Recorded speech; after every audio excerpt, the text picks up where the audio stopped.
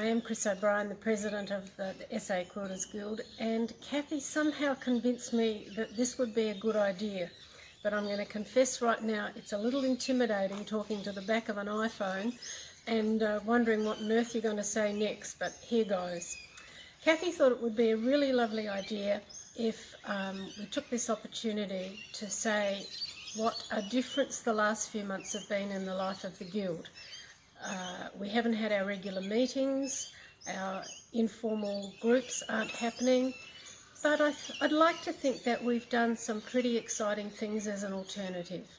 One of the first things we did was focus on Facebook, and we got a mystery quilt up and running with, I think Kathy can confirm this, about 530, 540 people signed up.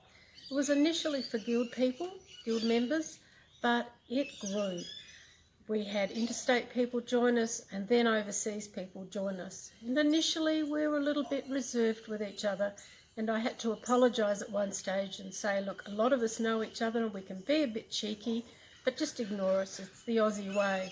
And we were just so heartened with the response of, go ahead and be cheeky with us too. And it kind of opened up the communication, and things started to get pretty engaging. After that mystery, Lessa Siegel ran a mystery online with Facebook, and then more recently we've had one with Rachel Deneni. Now Rachel broke all records. She had way over 1,000 people. But what Rachel did was just brilliant. She added a fundraiser to her mystery quilt, and in around about a month we raised over $20,000, probably closer to $21,000 for backpacks for SA kids. That's a charity that's close to Rachel's heart, but it's also close to the Guild's heart too. So I'd like to thank everyone who was in Rachel's Isolation Mystery Quilt group for their support of this wonderful charity. But it's also been a great opportunity to extend our own quilting skills. Rachel did a lot of online videos. Her instruction was wonderful, and I know that there are people who after this COVID-19 isolation will go away with more quilting skills than they may have at the beginning. We also, because we had to suspend our Patches magazine, think about other ways of communicating, and the obvious way was to use our digital newsletter iPatch. It's gone from a one-page calendar to last month's 15 pages. We interview people, we coerce individuals and shops into writing pieces for us, and Kathy and I are about to put our next edition together. We've got a couple of exciting things that we hope you'll enjoy. Kathy's done an interview with Orange Tree Quilters. I talked to the wonderful Faye Packham. We've got a tutorial, and we'll talk a bit more about that in a minute when we go inside, on making a journal cover. And we're going to feature one of Adelaide's shops. We featured one last month, and we thought that we might continue that process. These are certainly unusual times, but I really do hope that everyone can appreciate that we have to keep thinking on our feet. We're trying to keep everyone engaged, feel like they're still part of the Guild, but there are events happening that would normally happen in our annual timeline that have had to be postponed, and this is an opportunity to be able to inform everyone that Festival of Quilts won't be happening this year. For a while we hoped that we could run it later in the year, but there are all sorts of practicalities involved in hosting such an event. White gloving demonstrations, social distancing.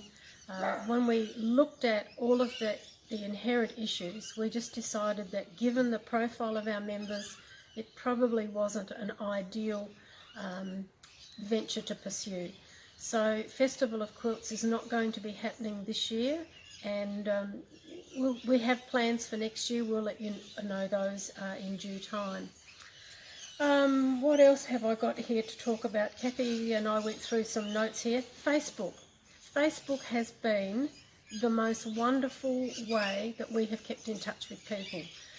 We've set up separate groups for our mystery quilts, but we have also tried very, very hard to keep our Facebook page dynamic. We post whatever we can find online that support our shops, if they're having sales, if they have new products, if they're offering classes, we like to promote those. Kathy finds interesting quilt-related things out there on the internet, and I'm sure she will share some of her thoughts about one of the posts she made recently with the snake quilt. It became the most commented on and shared post we've ever had. Who would have thought that a quilt with snakes all over it would engage so many people? But it has been exciting. I had a phone call from Mrs. Lay, the wife of the South Australian Governor, recently, and she commented on how interesting our Facebook page is. She even asked me a few questions about some of the products that were being promoted. She has been an absolutely wonderful patron through this pandemic. She has rung me twice to see how our members were going. She sent a card wishing us all the very best and hoping that we're staying healthy, and both physically and mentally. She's quite passionate about mental health issues, and I think that's one of the reasons that she thought that what we were doing online has been really, really of benefit to our members. I think that we might pause for a minute because we might go inside and look at a couple of things that we've got planned for iPatch next month. Thanks, Chris. We'll be back in a moment, and I'm also really keen to hear a little bit about Chris's quilting journey. Oh, goodness.